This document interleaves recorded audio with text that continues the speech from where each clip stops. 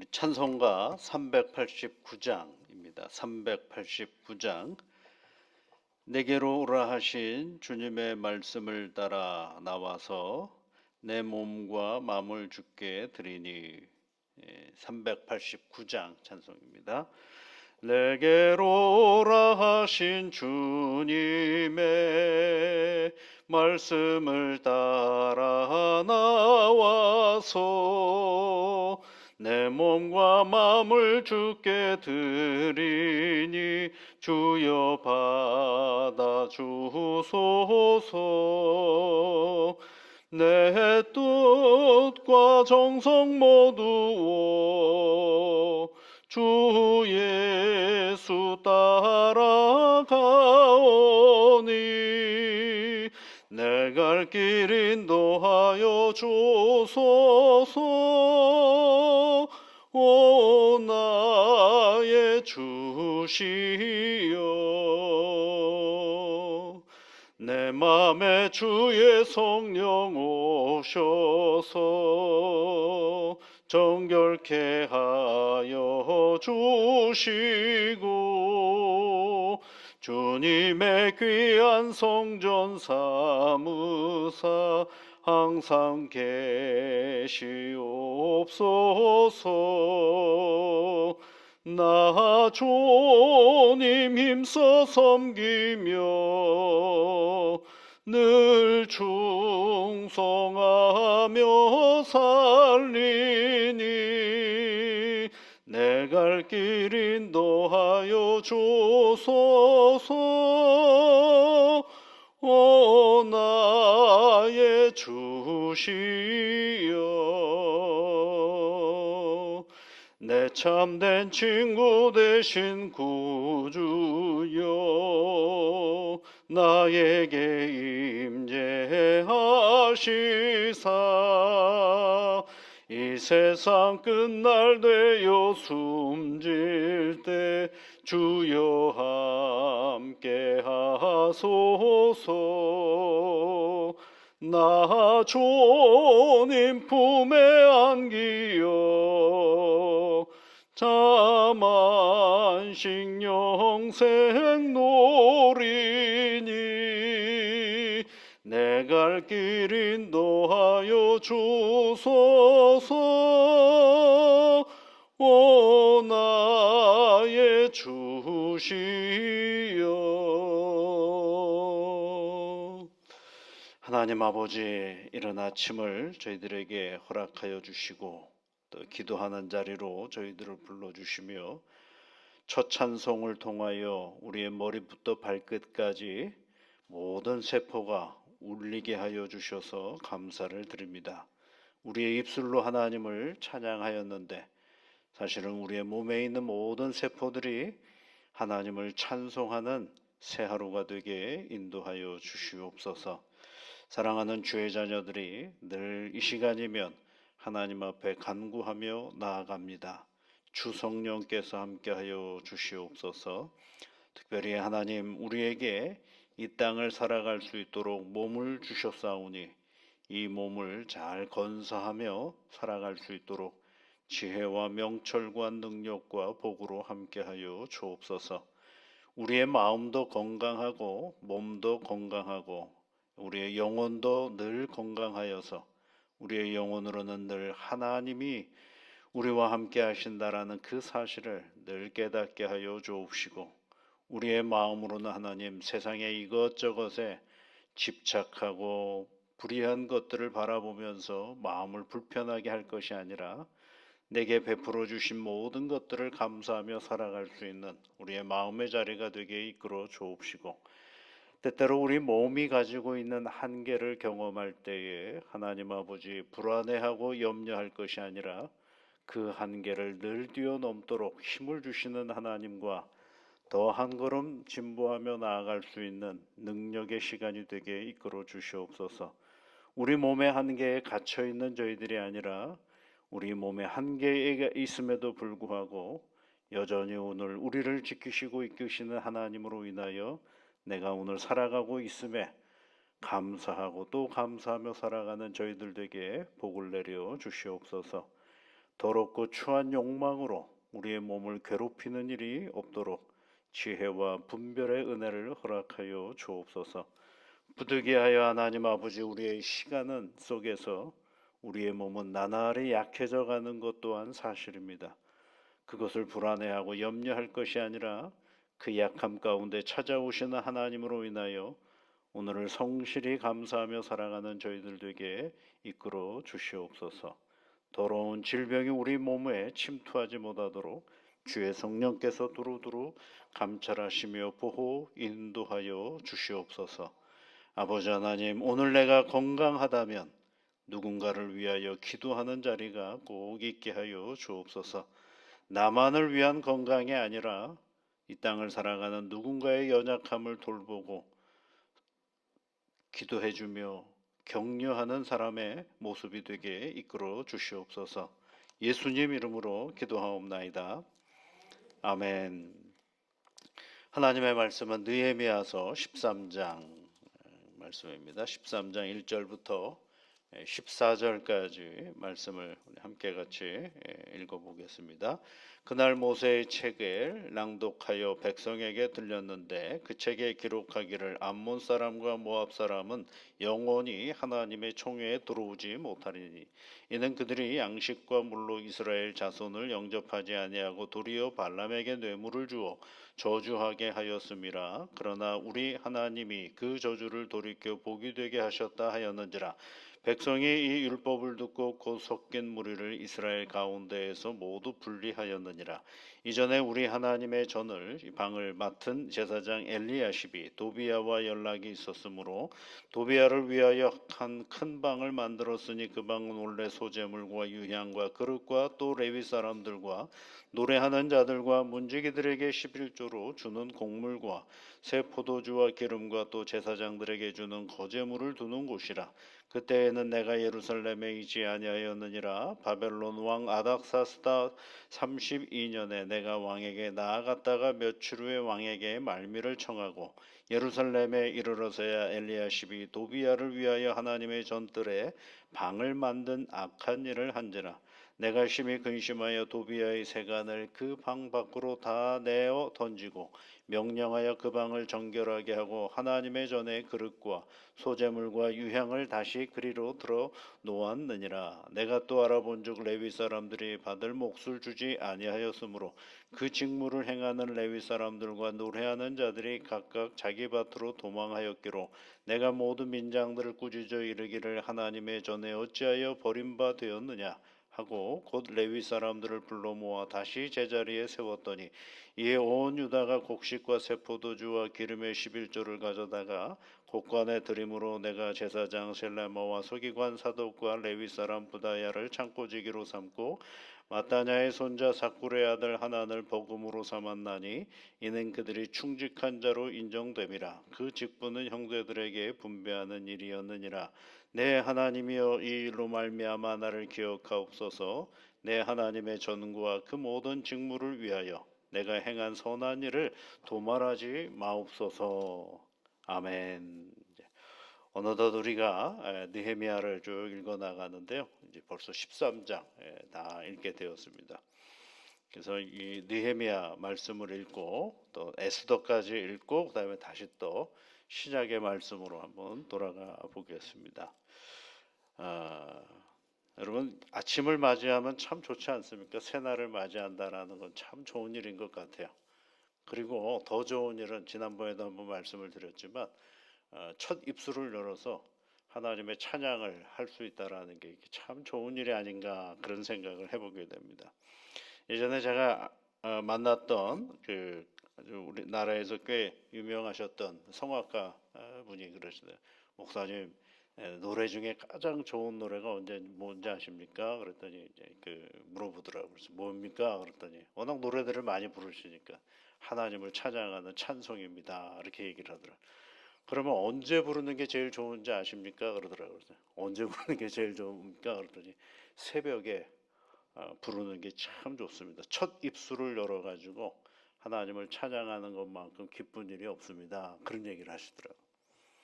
그럼 어떻게 부르는 게 제일 좋은지 아십니까? 가장 은혜가 되는지 아십니까? 그랬더니 악기가 없이 자기 소리로 혼자 부르는데 자기 음을 자기가 들을 때 그보다 더 감동적인 게 없다라는 것입니다. 여러분 혼자 예배당에 앉아가지고 한번 찬송을 한번 불러보세요. 예, 음도 틀려도 괜찮고요. 박자도 하나 안 맞아도 좋습니다.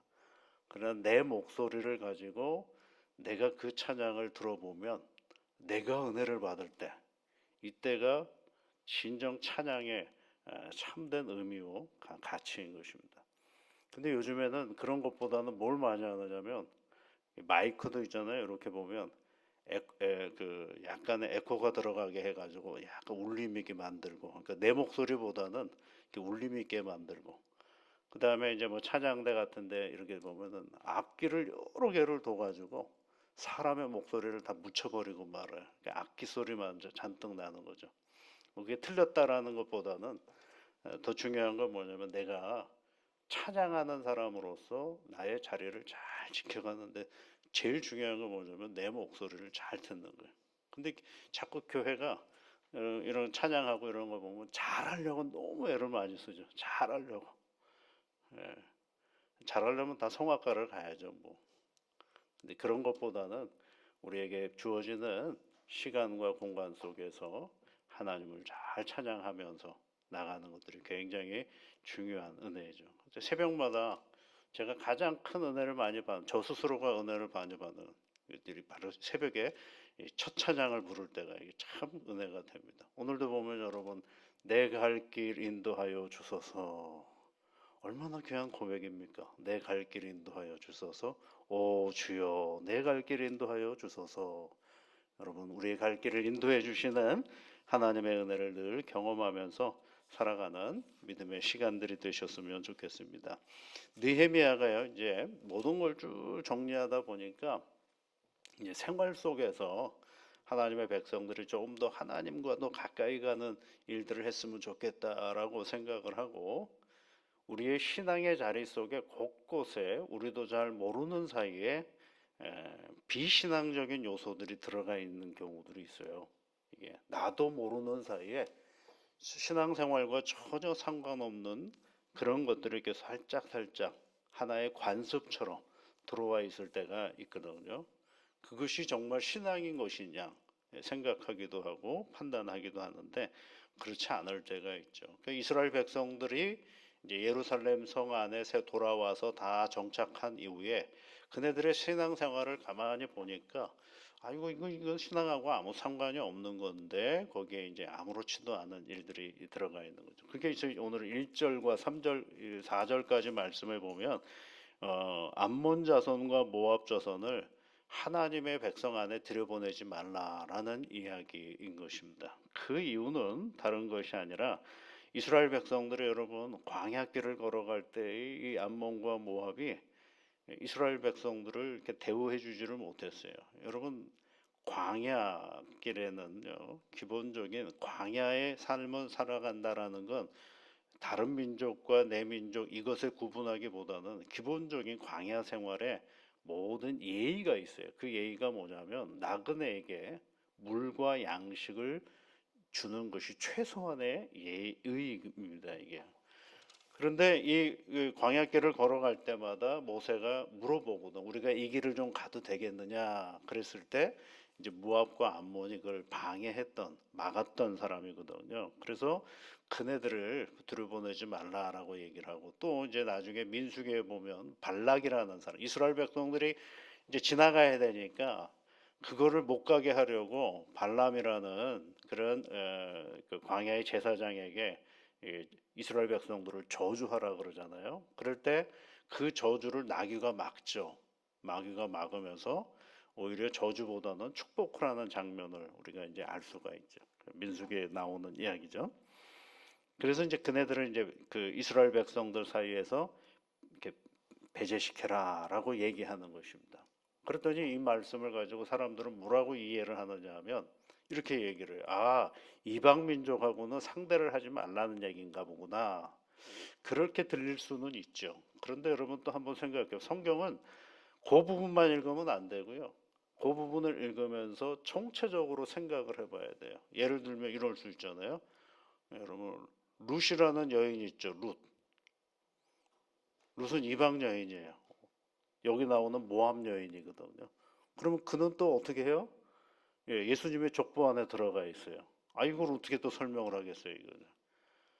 배제시키는 게 아니거든요. 그러니까 이건 뭘 얘기하는 거냐면 모압이라는 민족, 암몬이라는 민족을 얘기하려고 하는 것이 아니라 하나님을 믿는 이방인이라면 그 이방인도 용납이 되는 것을 우리는 알 수가 있는 거죠. 그러니까 이 얘기는 뭐냐면 이스라엘 백성들 사이에 들어와 있는 하나님의 믿지 아니하는 이방 민족들을 배제시켜라라는 거죠. 빼라는 것입니다. 그러니까 속속들이 들어와 있는 그런 여러 가지 어려움들을 이렇게 빼라라는 것이 바로 이 성경에서 얘기해 주고 있는 그런 부분인 거거든요.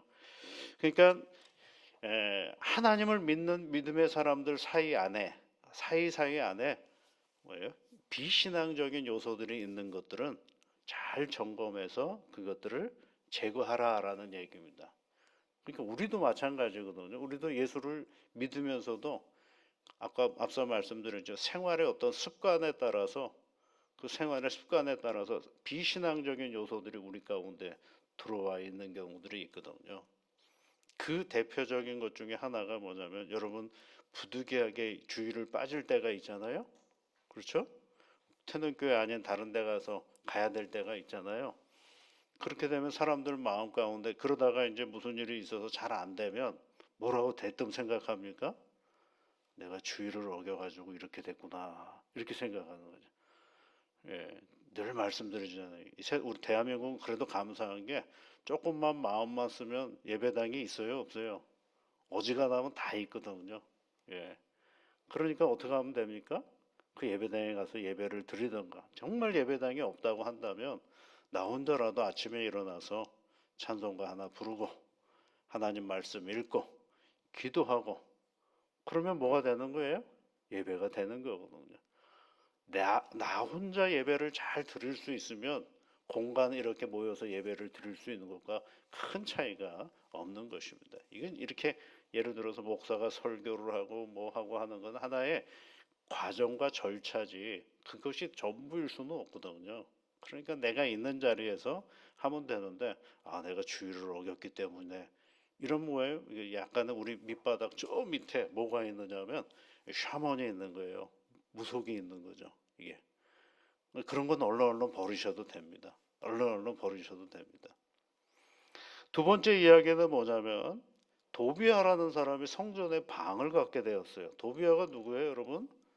오늘 4절 말씀부터 보면 4절부터 9절까지 있는 말씀에 보면 도비아라는 사람이 느헤미야가 성벽을 만들어 갈 때 얼마나 방해했던 사람이에요. 그런데 엘리야십이라는 제사장하고 이제 거기 연락했다라고 되어 있거든요. 4절 말씀에 보면 도비아와 연락이 있어. 가까이 지내니까 거기다가 제사장이 방을 하나 줘버렸어요. 아, 이것도 문제인데 어떤 방을 줬느냐면 성전 기물들을 보관하는 방을 다 정리하고 거기다가 도비아에게 방을 줘버리는 거죠. 이것도 문제죠. 왜요?